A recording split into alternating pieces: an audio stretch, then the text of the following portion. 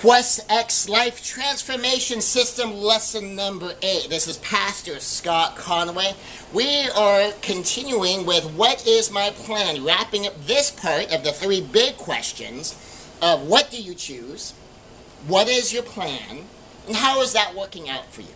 You're asking these questions of yourself as what do I choose, what is my plan, and how is that working out for me. We're wrapping up what is my plan. And we're going to begin just the introduction of how is that working out for me. Now, here is a key thing to remember in what is my plan. The harder I work, the luckier I get. The harder I work, the luckier I get. There's an old saying, and I don't know where it originated, but it's luck is when preparation meets opportunity.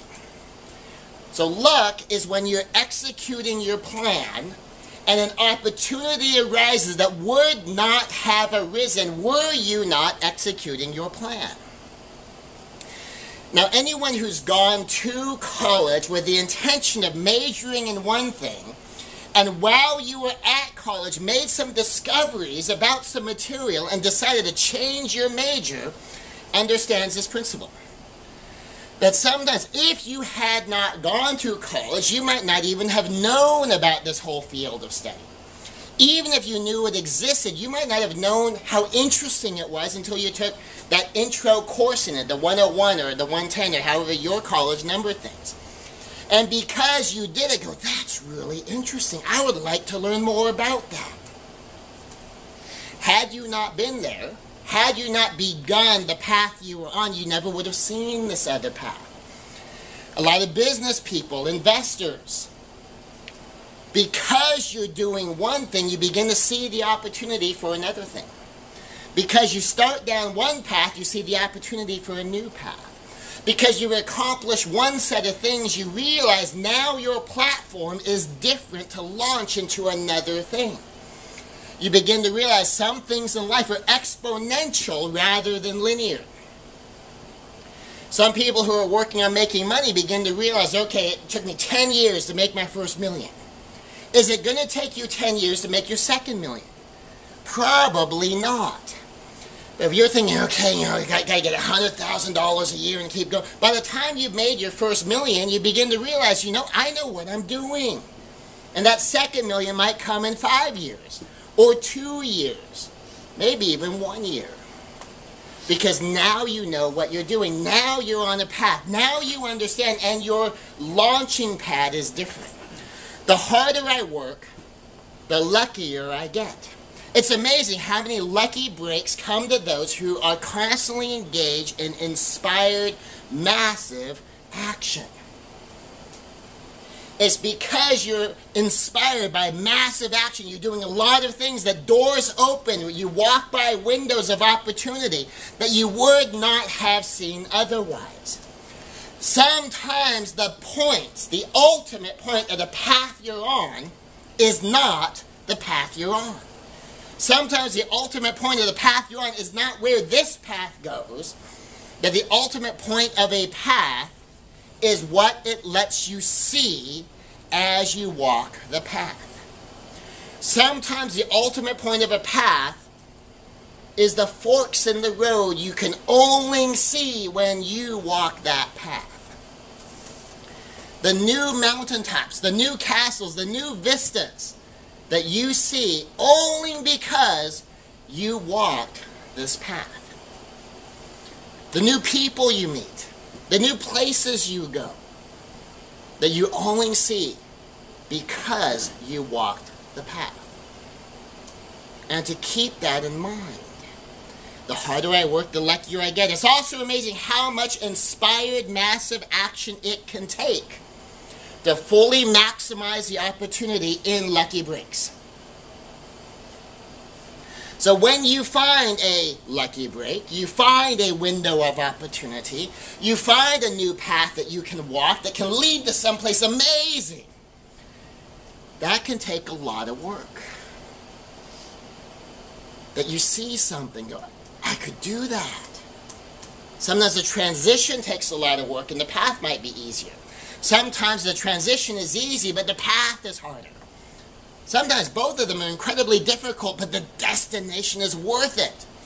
Who you become on that path is worth it. So be prepared to work hard. The harder I work, the luckier I get. So to do this, you want to have a map, a massive action plan. A massive action plan. Some plans require massive action.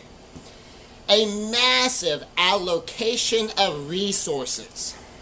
Or a massive life change to implement. Massive action might mean a lot of activity, but it's leveraged activity. You have to be very, very careful when you have a massive action plan that your massive activity is leveraged into a plan. How easy is it to fill the hours in your day with something that's not going to get you anywhere? How easy is it to fill the hours of your day with things that not only won't get you somewhere, but will keep you away from somewhere you're trying to get? How easy is it to fill the hours of your day with things that will move you in exactly the backwards direction?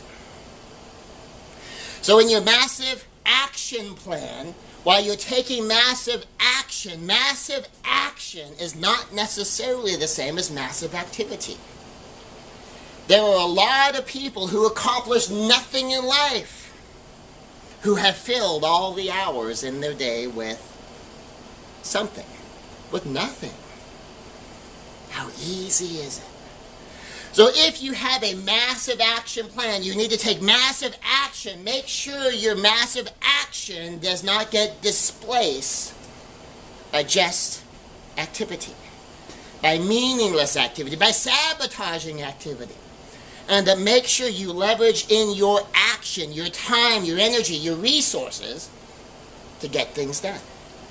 The massive allocation of resources. One of them can be your energy. Part of massive action. Make sure you leverage your energy into action that's going to produce an outcome you want. And at the very least, make sure you're not leveraging your activity into things that will undermine what you want. You might have to do a massive allocation of time. That you might have to devote yourself in your free time.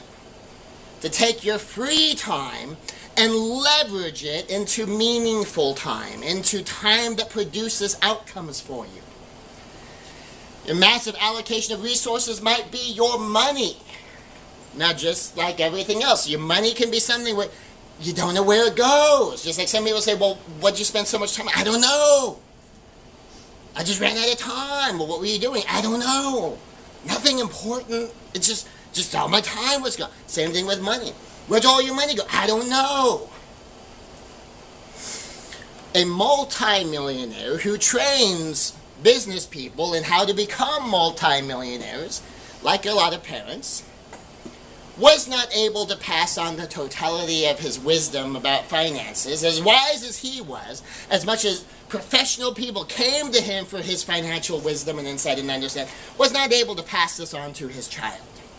She goes off to college. She has an allotment of money. Now, all of her core expenses are paid, and she's given a certain amount of money to cover miscellaneous things. And she kept running out of money by the middle of the month. She didn't know where it went. Dad asked her, where'd your money go? She said, I don't know. So, ultimately, Dad comes to visit daughter, and they spend some time together, and one of the things they spend time doing is, let's figure out where it goes. Because imagine someone comes to you and you ask them about the personal finances. Where'd all your money go? I don't know. Well, we want you to run our company. You don't know where the money goes. We want you managing our front office because you don't know where it goes. We want you teaching our people because you don't know where your time went. You don't know where your money went. And you're always running out of both. Figured out what the problem was is she was going to what essentially amounted to a Starbucks, kind of the local coffee house, and she's buying one or two of these premium coffees a day, and you realize, okay, you're spending $5 to $10 a day. That's $150 to $300 a month of her $500 a month miscellaneous budget. No wonder she's running out of money for other stuff. But she didn't know. She never stopped to think, how much is that costing me? And I've done the same thing when I was consulting with someone, working, coaching them, and getting some control of their finances. I said, well, you know, I just go out to lunch with my friends. How often? Well, you know, only on work days, 5 days a week. Well, how much you spend? Only about $8 and plus maybe tip. And how much do you tip? Well, a couple of bucks. Okay, that's $40 a week spent on food. $50 if you include the tip. She could have eaten for $1 or $2 a day. Saved herself $40, $50 a week, depending upon how she put together her own lunch. And she could brown bag her lunch and still go out to lunch with her friends and save the money. 50 weeks out of the year. $40, $50 a week. That adds up. And she was only coming in short a little over $100 a month. It was right there. She could have done it right there. It's a massive allocation of resources. It might be your time, it might be your money, it might be your energy. It might be something else where you have to leverage your resources, you have to leverage what you've got into what you're trying to accomplish in a different way. Stop spending time doing those things so you can spend time doing this thing. Stop spending your money on those things so you can invest your money in this thing. So you can execute your plan. Might take a massive life change. You might have to change a lot of things in your life to make something happen. You might have to change your habitual activities to make something happen. You might even have to move somewhere to make something happen. And the bigger the change, the more you have to think about it. Remember the lesson, count the cost.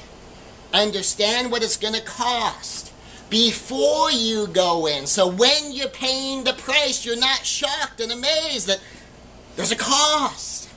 There's a price. You want to walk in there ready to pay that price because you've counted the cost. And of course, remember the lesson, and that we've echoed this again and again. We're going to get into it more later, is how much help do you need? Remember that lesson. How much help do you need? For some people, you've counted the cost. You're ready to pay the price. But when you're in it, you find you just don't. When you're in it, you find you still don't know where your money goes. You still don't know where your time goes. Maybe the commitment you're making is 10 seconds a day. You just don't seem to remember to do it. 60 seconds a day, you just don't remember to do it. How much help do you need? And the more massive your action plan, the more activity you have to engage in, sometimes you need more help. For some people, it's the little things that escape them. For some people, it's the big things that are just so hard to do. It's going to take an hour. It's going to take 2 hours. There's a lot of pieces involved, a lot of moving pieces involved. It's hard. I don't even want to think about it, much less do it. How much help do you need? Do you need an accountability partner? Do you need a spotter? Do you need a coach? Do you need a mentor? Do you need someone holding you accountable? Do you need someone doing it with you? Here's a radical strategy for any plan.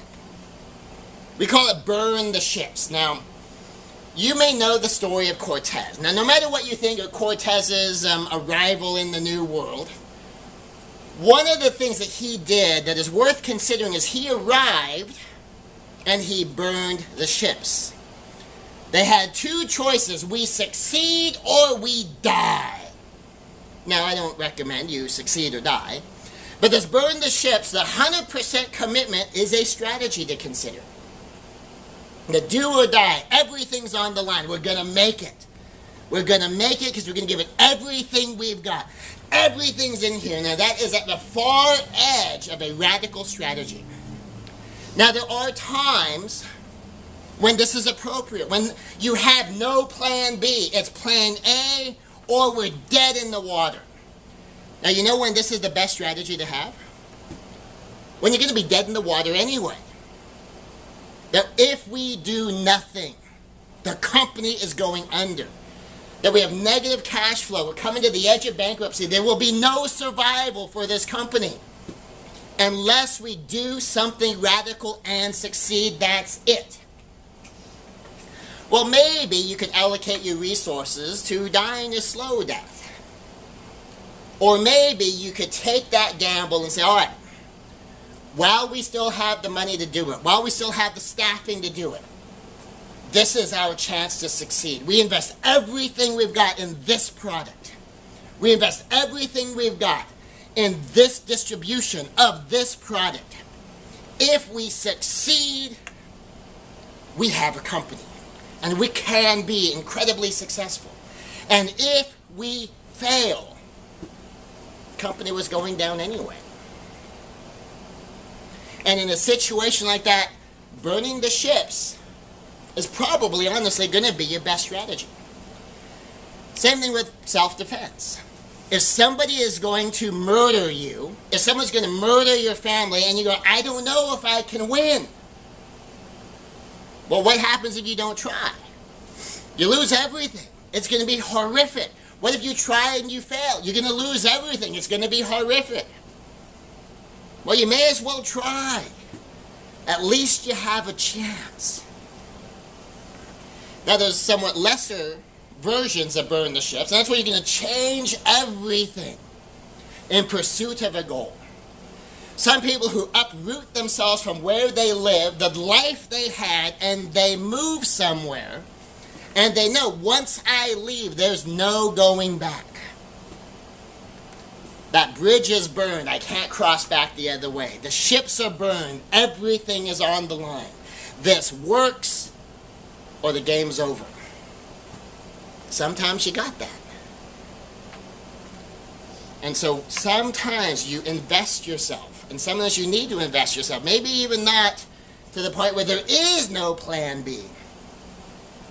But where you point everything you've got into your plan A until it simply becomes stupid to continue.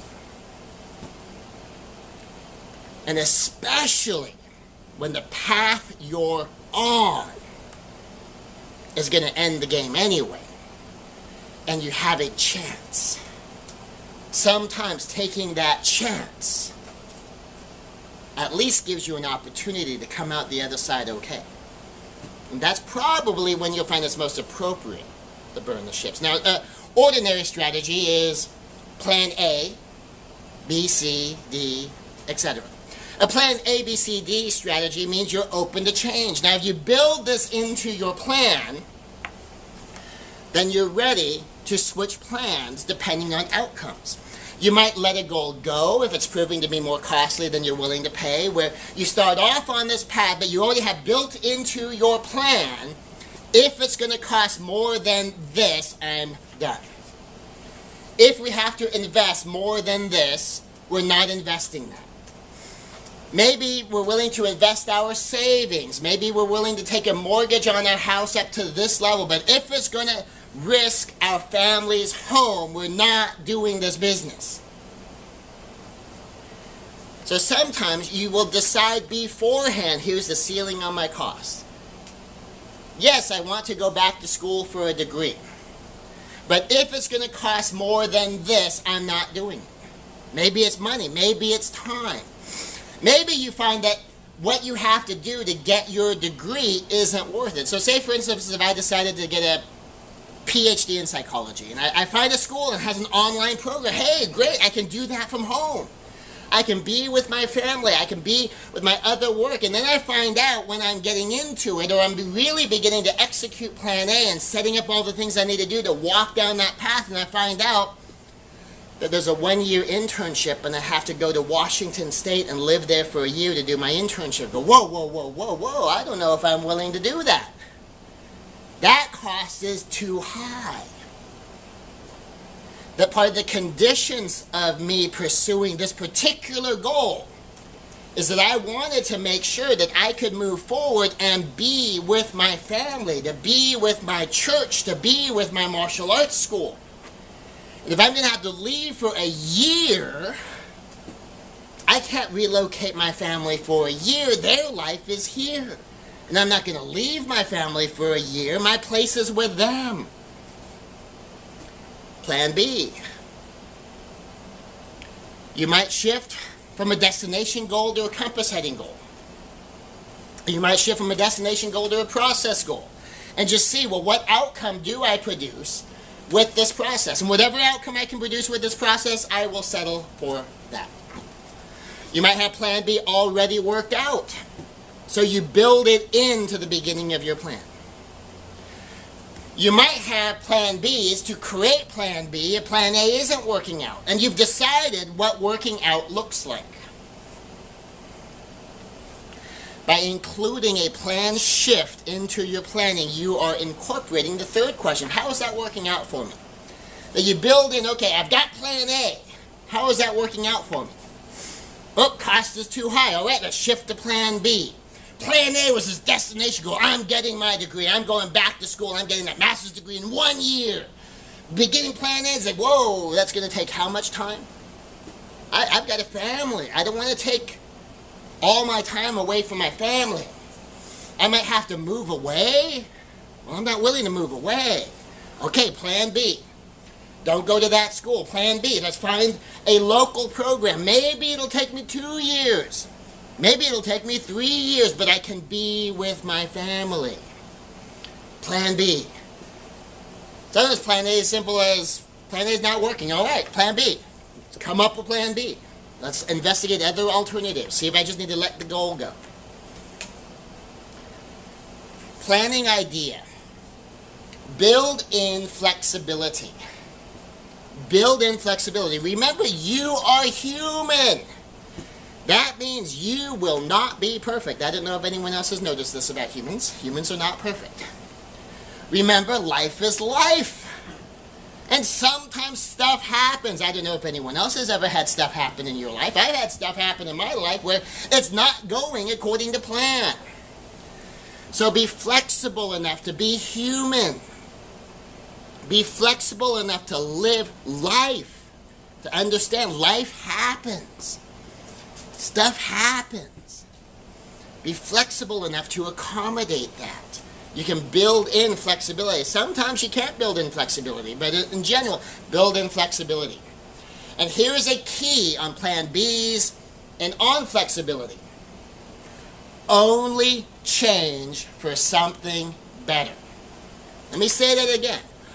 Only change for something better.